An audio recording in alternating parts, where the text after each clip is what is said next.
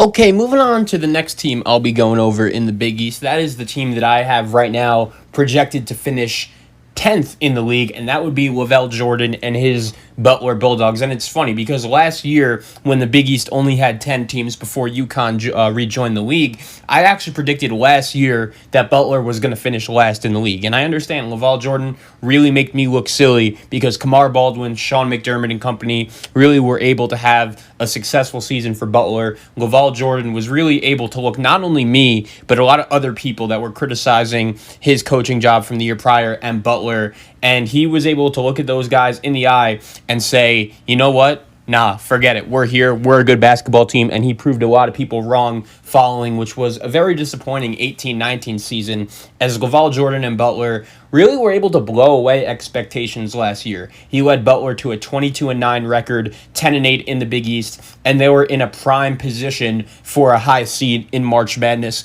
before the NCAA tournament was canceled. Butler was picked 8th in the Big East preseason poll, but on January 10th, they sat in the top 5 in the country with a record of 15-1 and 3-0 at the time in Big East play.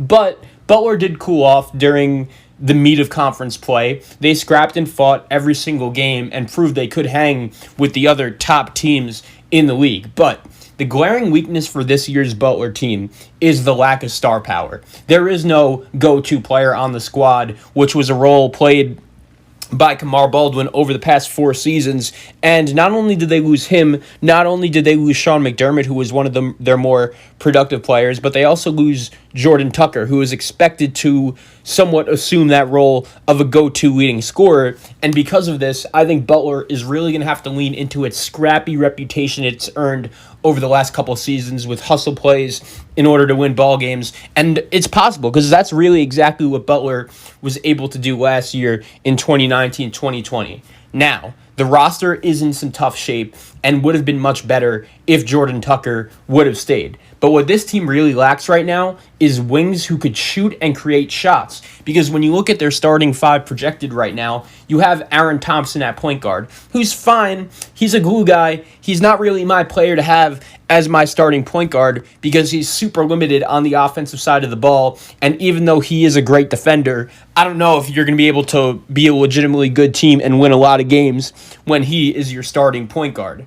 Bubble, at least with Tucker, if he would have came back, would have been the expectations for Butler. But when I look at this team, I just don't know if there's a lot of meat on the bone, even when you consider it is Butler and their program's history of just somehow, some way, always being in the mix. Now, the one bright spot for this Butler team, I think, is their front court. It's more of a traditional front court with 2 guys that have pretty good size in Bryce Enzi, who's at 6'7", and Bryce Golden, who's at 6'9". I like both of these guys because they could shoot a little bit, but I'm curious to see what exactly both of their roles look like and if they could improve now that Sean McDermott and Jordan Tucker are no longer in the picture. And I'll start talking about Bryce Enzi, who had a really strong year coming off his years at the University of Wisconsin-Milwaukee. He's a bit more physical. He could play the 4 and the 5. He could rebound. He could score a little bit on the interior. And then you have Bryce Golden, who's a skilled center that could step out, shoot, and score. So I do think Butler does have a nice, solid front court duo. You then have a transfer, Jair Bolden from the University of South Carolina. I think that was a guy that Butler needed to go get. You know, he doesn't really make that much of a difference, but at least he just gives you another guard that could score, and he could shoot the ball a little bit. He's a guy that comes in from South Carolina, is going to add some shooting, can hopefully average double figures, but not really a difference maker. You know, if Jair Bolden could average like 12 to 13 points a game and you're Butler, I would absolutely take that, because right now, the bottom line is I just don't know where exactly the offense on this team is coming from. He has the ability to pull from just about anywhere on the floor, and I do think Jair Bolden is going to have to shoulder a large chunk of the scoring load in his final collegiate season when you look at the Right now, he is projected to start in the backcourt with Aaron Thompson. Christian David starting at the 3. He's a 6'6 senior, only averaged 2.6 points per game, 1.8 rebounds per game, and about half an assist per game last year. I think if Butler wants to be successful this season, that's going to be another guy that is really going to have to step up. Bryce Enzi and Bryce Golden at the 4-5. And then here's my other concern for Butler. When you look at this bench right now, I think they're really going to have to rely on 4 freshmen, because Scooby Johnson, their other freshman, he got hurt. Right now, Butler is not seeking a waiver for their East Tennessee State transfer, Bo Hodges. And to be honest, I think that's a big mistake. Bo Hodges, I think, immediately would start for this Butler team. And even though he did average 12.7 points a game at East Tennessee State, I get it. When you play in the Big East, you're going to be jumping up a level. But at the same time, when I look at this Butler roster, I do think Bo Hodges could definitely help them on the offensive side of the ball. So right now, they're not seeking a waiver for him, and they're going to have to rely on some freshmen. Chuck Harris, Miles Tate, Jacob Coles, and Miles Wilmoth right now are the 4 Butler freshmen that make up the freshman class. Once again, Scooby Johnson, who I think out of all of their freshmen would have been the most ready to play, he's going to be out for a while with a pretty significant injury. So with Scooby Johnson getting hurt, I think they're going to need one of their other freshmen to step up. And one of those guys could be Miles Tate. I think if any of the freshmen are going to be thrown into the fire right away, I would have the most confidence in him, even though, to be honest, I don't know how confident I'm in him becoming, a big-time scorer, big-time contributor for this Butler team, at least for his freshman year. I do think eventually he could do that, but right now, when I look at this Butler team, I just kind of see them struggling to score right now. This is a team that's going to be low on scoring, low on talent. I do think they'll play solid defense, but this is probably the worst offensive team in the whole Big East. And I do think, once again, losing Jordan Tucker was an absolute dagger, because I do think if he would have came back, that would have at least put Butler in the same tier as a Xavier and Marquette and St. John's, because Jordan's teams do usually defend really well and play together. But the fact that you lost Kamar Baldwin and Sean McDermott, who to start were probably your 2 best players last year, and there were a lot of Butler fans who were saying to themselves, all right, he's finally in the system for 2 years after transferring from Duke. We know just how talented this kid Jordan Tucker could be. It's time for him to be the big-time featured player. And I do think if he would have came back, unfortunately, he definitely would have had a chance to at least improve his NBA draft stock, because he would have been the featured guy. He would have gotten, so many shots a game. He probably would have averaged 15 points a game. But unfortunately for him, he's not going to be able to provide that scoring punch for Butler, and we'll see what the Bulldogs could do without him.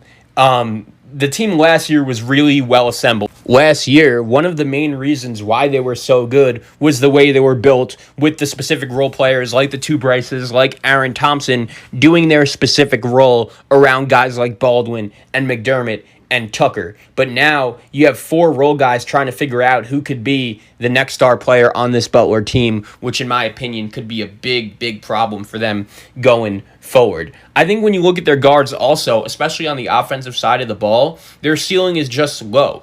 Good years for their guards would be, guys who average 10, 11 points per game, all play solid defense. And I think when you look at your guys like Thompson, like Bolden, like David, these are all solid, decent players who are all fine, but they don't really have that high of a ceiling. When you look at Bryce Golden, same thing. He's fine, and he's good, and I think he could be better than he was last year. But at the same time, when you think about it, how does he compare to some of the other big men in the Big East? Is he going to be able to go up against a Jeremiah Robinson-Earl, or against a Theo John or a Nate Watson or guys like that, some of the other better big men in the Big East, and be able to succeed? To be honest, I'm not 100% confident that he's going to be able to do that. And if Butler is not careful, the wheels may fall off quick. Also, one other guy I wanted to mention for this Butler team that they lost is Khawith Battle. He was a guy that actually was supposed to be really good last year and have a significant role. He transfers to Temple, and I do think he would have started this year. And the fact that LaVall Jordan not only loses him, a guy that at this time last year they would have expected to be here, Scooby Johnson, who we've already spoken about a little bit, out of all the freshmen on this Butler team, I think he was the most ready to play out of anyone. And they lose Jordan Tucker early, a guy that they expected to be back. Plus, they lose their 2 big-time star players from last year in Baldwin and McDermott, and losing those guys just really hurts. I think Butler could have absolutely used a grad transfer. And even without that grad transfer wing, if Jordan Tucker would have came back, you would have had possibly 5 seniors in the starting lineup, and that would have been very nice to have that experience. However, you look at this Butler team, that's not the case, and the fact is that that the Big East is really a big mess. Once you get past Villanova and Creighton, I think right now when you look at the league, those are the clear 1 and 2 teams. But then you look at your UConns and your Seton Halls and your Providences and your Marquettes. I don't think those teams are going to be unbeatable for a team like Butler. Like, I think Butler and maybe even Georgetown, who we'll get to in a little bit, over the course of the season will pull like 2 or 3 surprise wins over teams in that tier. But the bottom line is it's going to be an uphill battle with this roster who right now, I hate to say it, as much as I love the Butler culture and the Butler way, they just don't have a lot of offensive and they don't have a lot of guys that I think are going to be able to score the ball. So if all goes right, yeah, Butler should remain competitive in the middle of the Big East and fight for an at-large bid. However, I don't see that happening. I think it's going to be a real battle for these guys. I think they missed the NCAA tournament just because of a lack of that offensive firepower and finished 10th in the Big East.